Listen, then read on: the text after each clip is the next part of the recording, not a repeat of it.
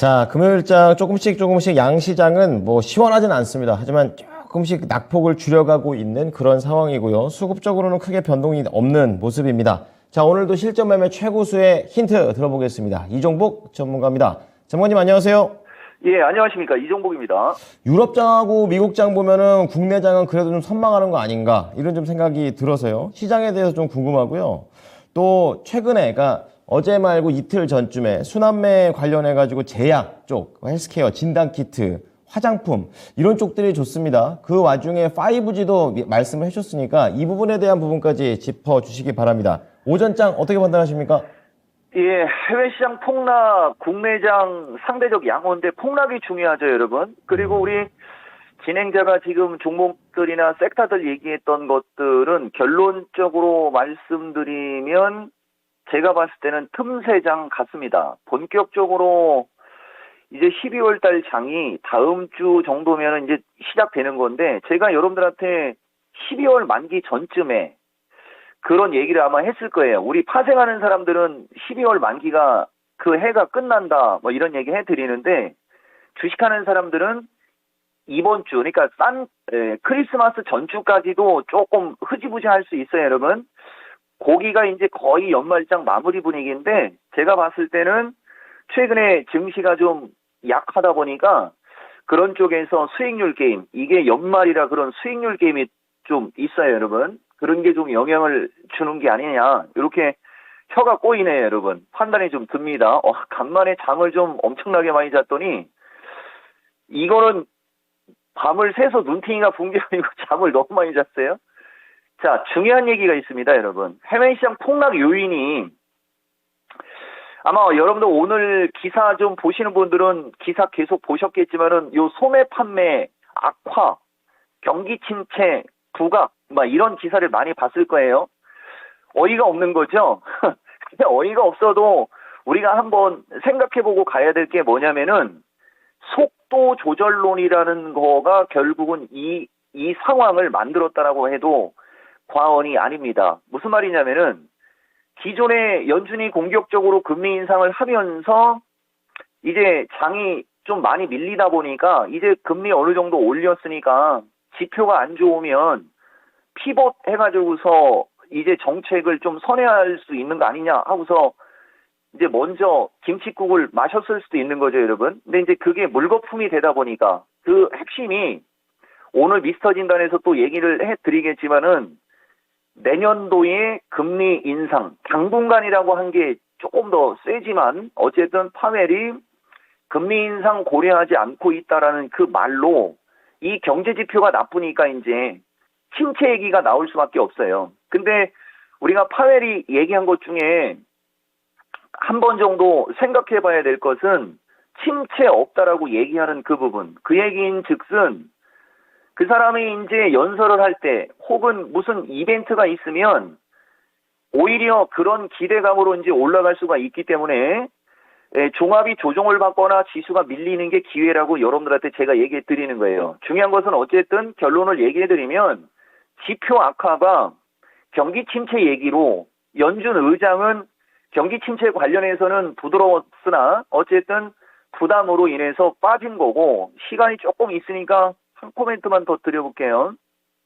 독일인데 제가 여러분들 독일 시장도 충분히 얘기해 드렸죠.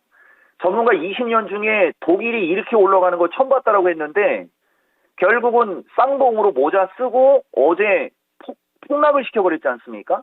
근데 이게 아이러니하게도 어떻게 된 게 추세가 돌아가 있는 추세란 말이에요. 대신 패턴이 쐐기형 패턴이었기 때문에 이런 식으로 순간적으로 급락할 수 있다 정도는 예측 가능한 겁니다. 나머지는 제가 이따가 얘기해 드릴게요. 그래서 이런 흐름이 나오는 거에 비해서 이제 여러분 이거에 비해서 국내장은 양호인데 보다시피 이 변곡점 사이클이 중요해요, 여러분. 어쨌든 좌우당간 우리나라는 30여일, 32일을 올라오고 쌍봉이 됐다라는 거죠, 여러분. 예, 요 쌍봉의 어떤 기술적 흐름이 그래서 안 좋은 겁니다. 그러면은 쌍봉의 밴드가 310에서 325 플러스 마이너스. 요거 미스터 진단에서 지난주에 했던 얘기예요, 여러분. 근데 뭐 이런 일이 벌어지니까 한 번 더 얘기해 드리는 거예요. 그러면 아래로는 이제 295. 지난번에 10월 달에 295 돌파 여부 중요, 이게 3주 이상 지속됐다라고 하면서 제가 여러분들한테 허허허 한 적이 있었죠? 요 박스에 지금 300 근처에 61선이 붙어 있는 거거든요. 제가 요새 얘기해드렸을까요, 여러분? 요 61을 사이에 두고 오르락 내리락 하는 박스 정도. 뭐, 특별한 게 없어요, 여러분. 그리고 지금 25일이니까 한 7일 정도 더 오르락 내리락 할 수 있고, 상황에 따라서는 이제 다음 주쯤에, 다음 주 화수목 타이밍으로 가면서 이제 반등 나와주면 여기와 같은 반등 나올 수 있는 거고요. 그 다음에 이제 그 뒤에 급락으로 가느냐, 아니면은 또 계속 박스가 유지가 되느냐인데, 모르겠습니다. 저는 지금 현재 상태에서는, 그죠? 요런 정도의 시장이 만들어지지 않겠냐. 그죠? 예, 요런 것까지 오늘 마켓텐 시청자분들한테 이건 최초 공개. 한번 저의 의견을 한번 피력을 한번 해보겠습니다. 여러분들한테. 그래서 어쨌든 먼저 빠진 부분, 그 다음에 1, 2, 3, 4, 5파. 그죠? 예, 그 다음에 지금 업종 대표주들은 아까도 말씀드렸듯이 연말 드레싱에 좀 충격을 받는 거 아니냐. 그죠? 예, 그래서 시가총액 상위나 업종 대표주 쪽은 좀 약하고요. 이제 삼성전자도 제가 58,500원에서 조금 더 빠지면 57,900원? 막 이런 식으로 여러분들한테 12월 그 만기주에 한번 얘기했던 적이 있어요, 여러분. 그 정도 가격으로 오고는 있는데, 이제 문제는 이 이평선들이 꼬여버리는 게 이제 힘이 떨어진다라는 거. 요거 하나는 있긴 있습니다. 그래서 시가상위 종목들은 뭐 아직까지는 여러분들한테 제가 긍정으로 얘기하긴 좀 그렇고, 중요한 것은 이 종목은 순환매죠. 보세요, 여러분. 제약조 화이브지 등 강세, 어제와 똑같아요, 여러분. 근데 오늘은 제가 헬스케어는 가벼우니까 그냥 특징으로 얘기하겠습니다. 인성정보 한번 쳤고요. 다 보면 아마 우리 시청자분들, 이 시간 애청자분들은 다 알 거예요. 이종복이가 좋게 얘기하는 건 지금 상승 추세로 가거나 상승 추세의 주식은 유일 에너지밖에 없어요. 유일 에너지밖에. 그리고 나머지는 다 역배열이고 61선 위에 붙어서 거래가 실리는 주식들을 여러분들한테 좋게 얘기하고 있는 겁니다. 그래서 어쨌든 헬스케어 당연히 올라갈 수 있죠, 여러분. 근데 오늘 장은 지금 수젠텍이 방송 중에 급등합니다. 이것도 보다시피 역배열에서 올라간 게 없었죠. 오늘 급등.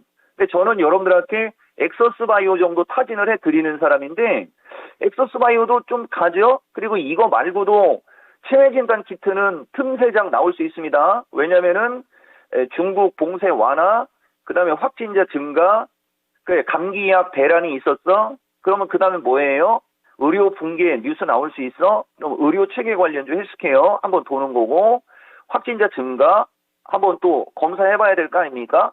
체외진단 강세 예측 가능한 거고, 그 다음에 봉쇄 완화, 화이브지 강세인데, 화이브지도 보시면 저는 서진 시스템을 뭐 꾸역꾸역 하면서 2만원 얘기를 해드리는데, 먼저 많이 올라온 주식은 비리비리하고, 에이스 테크가 또 급등하죠. 이것은 적자가 너무 많아서 얘기를 안 하는데, 이것도 제가 이날 장대 섰을 때 한번 코멘트가 들어갔었을 거예요. 보다시피 적자가 엄청난데도 매기가 붙으면 이렇게 세게 간다는 거죠. 종목들 자체가. 이건 특징주로 여러분들한테 얘기해 드리는 겁니다. 그래서 지금 장은 틈새장이다라고 보시고 짧게 보고, 이쪽 섹터들은 짧게 보되 실적 기반형은 조금, 그죠? 길게 보시는. 그 다음에 이제 이체전지 쪽하고 기타 쪽은 후장 전략에서 말씀드리도록 하겠습니다. 자, 중요한 큰 그림 그려주셨고요. 또 종목별로 크기에 따라서 어떻게 접근을 해봐야 되는지 말씀을 해주셨습니다. 그럼 오늘장 투자 전략 바로 넘어가겠습니다. 그렇죠, 여러분. 선물 얘기하기 전에 제가 이거 먼저 얘기해 드려볼게요. 이거예요, 여러분. 제가 이런 식으로 화면을 가끔 보여드리죠. 특히 약세장일 때, 지수가 약할 때 제가 하는 행동인데, 건설주서부터 이 업종의 정통 거래소의 섹터 종목들은 시푸스름하고, 그 다음에 중간중간에 보면 이런 것들이 이제 틈새장 형성하는 각각의 어떤 섹터와 테마주들 흐름을 저는 먼저 준비하고 여러분들한테 읽어드리는 거거든요. 근데 우측에 아픈 손가락이 있죠. 근데 저는 뭐 그렇게 큰 수익도 안 줬지만 크게 밀리지도 않아가지고 공격적으로 얘기하기가 좀 그런데, 반도체 섹터 얘기하는 거예요. 밀리면 매수 관점이 맞는 거예요, 여러분. 요 얘기는 좀 해드리는 거고, 오늘 선물은 어제 307 한번 타진했었죠, 여러분. 307 얘기를 했었는데 그거 깨고 내려오니까 밀리는 건데 이 상태면은 개파락의 양봉으로 쳐줘도 5일선은 못 넘어갈 거니까 어쨌든 간에 305 쪽으로의 어떤 낙폭 축소 기대감은 있는 겁니다. 305 돌파. 그 다음에 이제 기준가 302죠, 여러분. 302 지지 체크 정도 하시면 될 것 같아요, 여러분.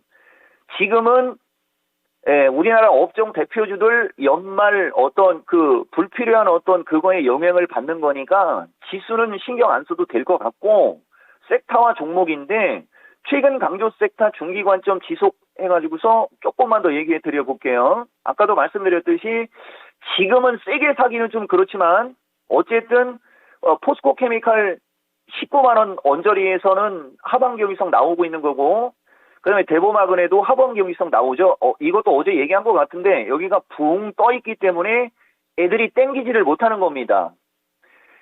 먼저 선점하는 사람이 이기는 거예요, 여러분. 그래서 제가 예전에 대보마그네 이렇게 3분할 매수 한번 얘기한 적이 있었죠. 이렇게 3등분으로 나눠놓고 밀릴 때 한번 관심 갖겠다 정도로 생각하시면 큰 무리가 없는 거죠. 그러니까 지금 이 흐름이 여기 정도 흐름을 잘 보시면 밀릴 때 관심을 가져놓으면 결국은 올라가면서 수익을 낼 수 있다는 얘기를 해드리는 거예요. 요 정도의 차트. 그 다음에 뭐죠 여러분? 그거 유일하게 에너테크 거래량이 없는 고점 돌파한 시도기 때문에 조금 탄력이 저하될 수는 있으나 지속 관심 갖는 거 좋을 것 같고 그 다음에 이제 조금 가벼운 주식이지만 기술적으로 한번 얘기해 볼게요. 웰크론한텍도 고점에서 흘러내리는데 된고 자리가 있고 60일이 지지 역할이고 거래 말랐고 이런 주식을 중기적으로 관심을 가지시면 좋을 것 같다라고 얘기해 드린 거예요. 그 다음에 제가 동부하이텍 이제 원하는 가격에 왔다라고 했지 않습니까? 근데 이제 요게 이제 차트가 약간 꺾여 있는 건 사실. 그래서 차트가 살아있는 거가 이제 원익 IPS 정도는 차트가 지금 살아있는 거고. 거래가 완전 끊겼죠. 요런 게 이제 종합이 반등이 나올 때 올라갈 올라갈 종목들입니다. 이 종합도 300 초반 한번 찍어 놓은 거니까 어차피 뭐 밀려봤자 300 아니겠습니까? 관심 가지시면서 요런 쪽을 여러분들한테 좀 중기적으로, 중기 관점으로 한번 해드려 보는 거고, 그 다음에 인공지능은 참, 그죠? 계속 XR 기반형, 메타버스 플러스 AI 기반형의 어떤 종목들만 움직여갖고, 그죠? 근데 뭐 인공지능도 나쁘지는 않아요. 제가 어제 RS 오토 한번 차트 한번 얘기했었는데, 지금 얘기해드린 섹터 쪽이 이제 지수가 이제 조금 비리비리 할 때, 여러분들이 중기적으로 관심을 갖는 쪽이에요. 지금 단기적으로는 화장품, 체외 진단, 그 다음에 감기약, 여기 보면 모더나 관련주 아주 대놓고 얘기하는 거지 않습니까? 파미셀, 제가 너무 갭으로 떠갖고 얘기는 안 했지만 파미셀 종종 얘기해 주잖아요? 기똥차게 올라가죠? 제약주는 모더나 관련주가 상대적으로 mRNA 기반형, 그쪽 제약주 괜찮아요, 여러분. 그리고 지금은 따라가시면 안 되고 지속적으로 제약주는 순환매가 보세요. 모더나 관련주, JP모건 관련주, 감기약 관련주, 체외진단 관련주, 병상 및 헬스케어 관련주 6개 섹터가 나와요. 거기에 임상, 3상, 임상, 2상 관련주, 신약개발 파이프라인을 얘기하는 거예요. 제약주는 섹터가 7개씩이나 나와버립니다. 그러니까 계속 제약주만 돌고 도는 거예요. 지금 갈 게 없으니까. 요런 걸 여러분들이 좀 참고하시면 되고, 승차. 자, 마지막입니다, 여러분. 보세요. LS 또 신고가 타진하려고 하지 않습니까? 일렉트릭 관련주. 그러니까, 이렇게 생각하시면 됩니다. 지금 일렉트릭이든, 풍력 에너지든 이쪽도 되게 움직임이 좋단 말이에요. 그러니까 아이러니한 거죠. 시가총액 관련주들은 비리비리한데, 이렇게 섹터 주식들이 세게 가니까, 여러분들한테 일거는 드리는데, 지금 LS 일렉은 지금 사라는 얘기 아닙니다. 그러면 아까 제가 여러분들한테 2차 전지 기반형의 리튬 관련주들 이렇게 붕 떠 있는 주식들 얘기했지 않습니까? 이런 식으로 그 대보마그네든 포스코 엠텍이든 걔네들이 이렇게 붕 떠 있었단 말이에요. 그러면은 그들이 이렇게 흘러내릴 때 주워 놨다 치는 거예요. 나중에 이렇게 올라가는 요런 걸 한번 예측하고 여러분들한테 제가 2차 전지 기반형은 얘기해 드린 거고, 그 다음에 지금 제약주가 움직임이 좋지 않습니까?